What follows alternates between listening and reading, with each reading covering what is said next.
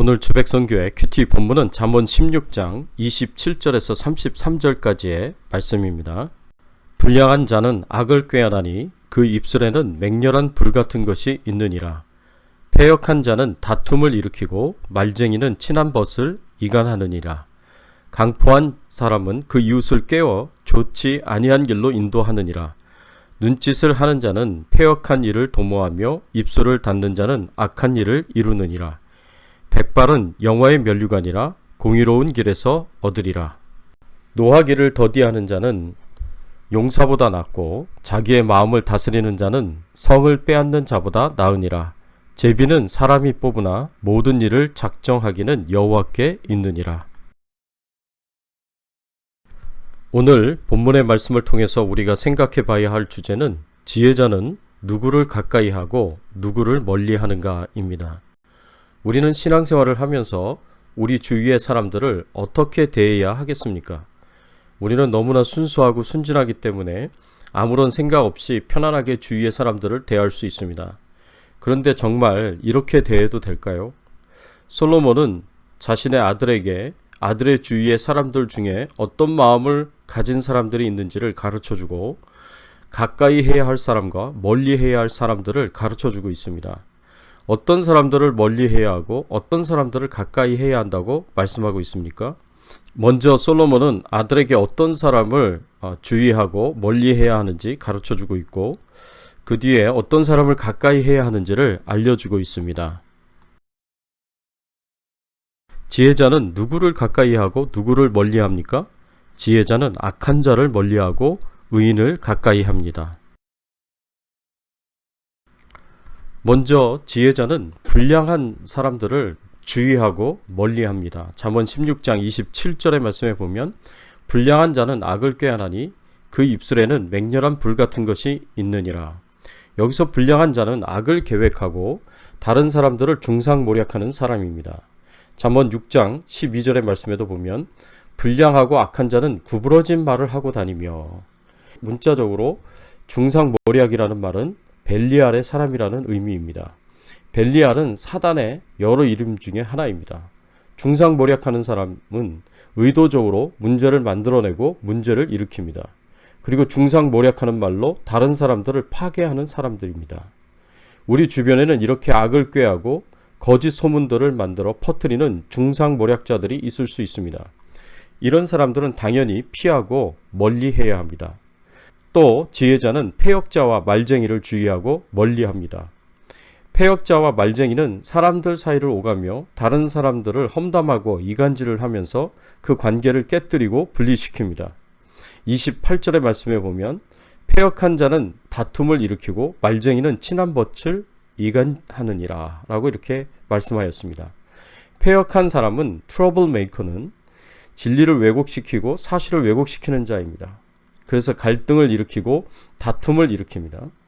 그들의 목표는 사람들 사이에 불화의 씨앗을 뿌리고 다투게 하여 분리를 일으킵니다. 이들의 이간질로 인해 교회 안에서 믿는 자들 사이가 갈라지게 만듭니다. 그리고 이렇게 사실을 왜곡시켜 갈등을 일으키고 이간질하는 패역한 사람, 말쟁이를 하나님께서 굉장히 싫어하십니다.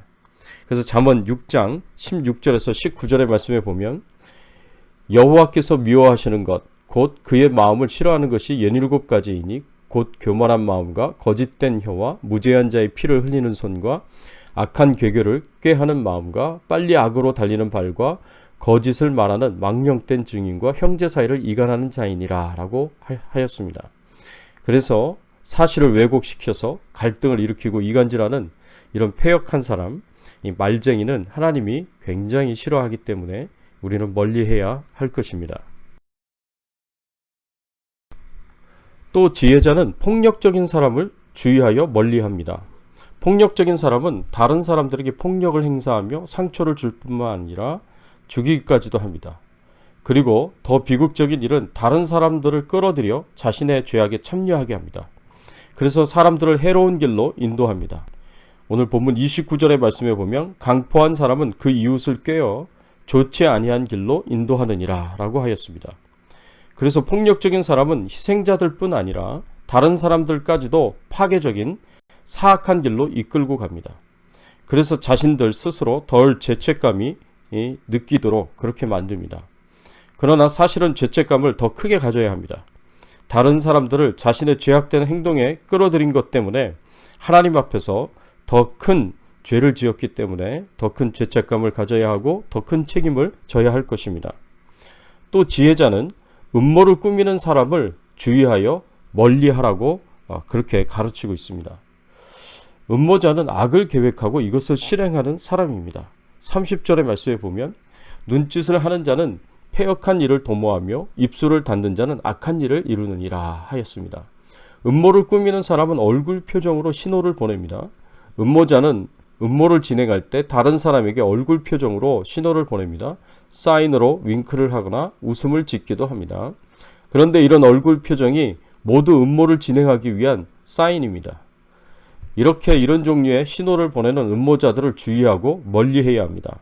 중상모략자, 이간질하는 사람, 폭력적이고 악한 음모를 꾸미는 음모자, 모두 우리 믿는 자들이 가까이 하며 영향을 받기보다는 멀리하고 주의해야 할 사람들입니다.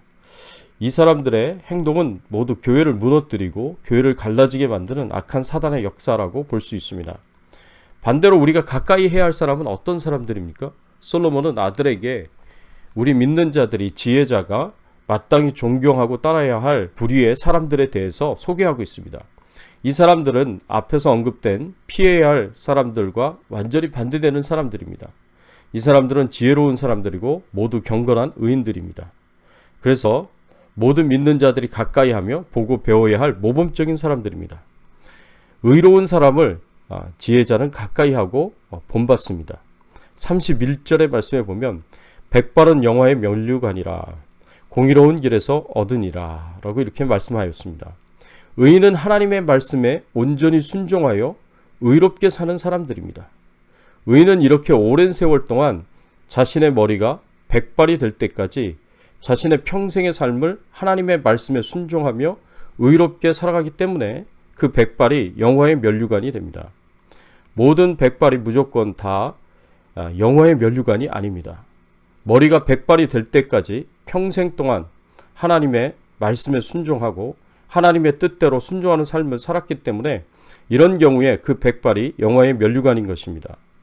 의인의 삶을 살지도 않고도 백발을 얻을 수가 있습니다. 그러한 백발은 영화의 면류관이라고 볼 수 없습니다. 또한 하나님의 말씀에 순종하는 의로운 삶을 살았기 때문에 백발이 될 때까지 장수할 수 있었던 것입니다. 왜냐하면 지혜로운 삶에 하나님 주시는 축복 중에 하나가 장수이기 때문입니다. 우리는 이렇게 평생 동안 하나님의 말씀에 순종하며 의롭게 산 백발의 의인을 가까이 하고 늘 배우고 본받아야 합니다. 평생 동안 백발이 될 때까지 말씀에 순종하며 경건하게 사신 분들에게 성도들은 당연히 최고의 존경을 표현해야 합니다. 경건하게 사신 백발의 의인은 오랜 동안 교회에 충성되이 사명 감당하며 자신들 뒤에 오는 사람들을 위해서 많은 노력과 희생을 하였습니다. 그래서 뒤에 오는 사람들은 자신들처럼 고생하지 않았고 자신들처럼 힘들지 않았어도 될 만큼 많은 노력을 기울였습니다. 교회가 세워져서 오랜 세월이 지나는 동안 점점 더 부흥하게 되었다면 모든 것이 하나님의 은혜이지만 그 안에 경건한 백발의 의인들의 숨은 노력과 헌신이 있었음을 잊지 말고 기억해야 합니다. 경건한 백발의 의인들의 기도가 있었기에 헌신적인 봉사가 있었기에 힘을 다한 헌금이 있었기에 교회가 세워지고 건물을 사고 부흥할 수 있었다는 것입니다. 그래서 젊은 사람들이 그 혜택을 다 누릴 수 있도록 도와준 것입니다. 그러니 당연히 교회의 젊은 사람들은 백발의 의인들을 더 존경하며 살아야 합니다. 그리고 경건한 백발의 의인들처럼 교회와 하나님 나라를 위하여 헌신하고 사명을 감당할 수 있도록, 그래서 영화의 면류관인 백발이 될 때까지 주님을 섬기고 하나님 나라 사명을 감당하도록 보고 배우고 본받아야 할 것입니다. 그래서 다시 우리 후대들에게 좋은 교회를 물려주고 좋은 신앙의 문화와 전통을 물려주고, 그래서 교회와 하나님의 나라가 더 든든하게 세워져 가도록 우리 자신이 좋은 모델이 되어야 할 것입니다. 또 지혜자는 인내하는 자를 가까이 하고 본받습니다. 인내하는 자는 자신의 분노를 참으며 조절하는 사람을 말합니다. 이렇게 인내하는 사람은 용사와 정복자보다 더 낫다고 말씀하고 있습니다.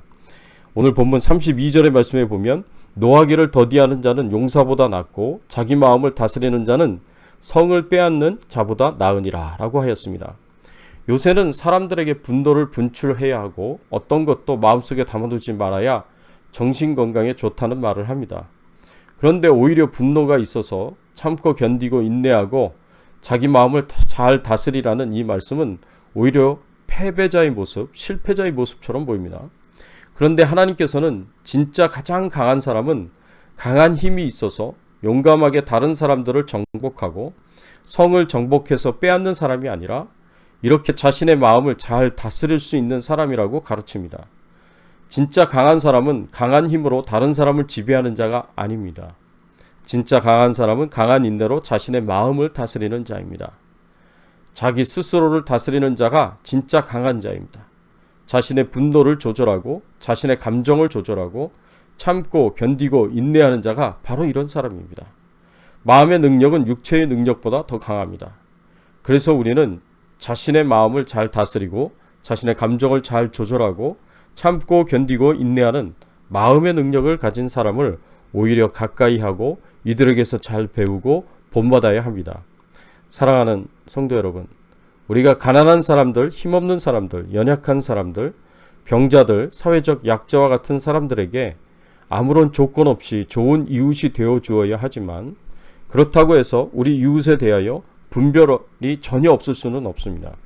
오늘 본문에서 솔로몬이 우리에게 교훈하고 있는 것처럼 우리가 멀리해야 하고 본받지 말아야 할 사람들이 있고 가까이 하고 본받아야 할 사람들이 있다는 것을 기억하셔야 합니다. 그래서 지혜롭게 신앙생활을 하며 교회를 세우는 일에 힘써 노력할 수 있는 저와 여러분들이 되시기를 예수 그리스도의 이름으로 축원합니다. 함께 기도하겠습니다. 하나님, 그렇습니다. 우리가 정말 하나님의 사랑을 가지고 우리 주변에 있는 모든 사람들에게 좋은 이웃이 되어야 하지만 그럼에도 불구하고 우리가 이웃을 분별하여 악인은 멀리하고 의인은 가까이 해야 한다는 것을 우리에게 가르쳐 주시고 교훈하여 주시니 감사드립니다. 주님의 교훈의 말씀대로 살 수 있도록 하나님 도와주시고 우리가 하나님 앞에 책망받을 일 없고 또 하나님 앞에 참으로 부끄럽지 아니하는 우리의 삶이 되게 하여 주시옵시고 많은 사람들에게 선한 영향력을 끼치고 좋은 신앙의 모델이 될 수 있는 저희들의 신앙의 삶이 될 수 있도록 은혜를 베풀어 주시옵소서. 코로나 바이러스로부터 안전하게 하시고 또 우리의 건강을 지켜 보호하여 주시고 우리의 생업을 지켜 보호하여 주시옵소서. 우리가 기도한 것이 다 이루어지도록 하나님 역사하여 주시옵소서. 늘 우리와 함께 하시는 하나님을 찬양하며 우리의 왕 되시고 주인 되신 예수 그리스도의 이름으로 간절히 기도드리옵나이다. 아멘.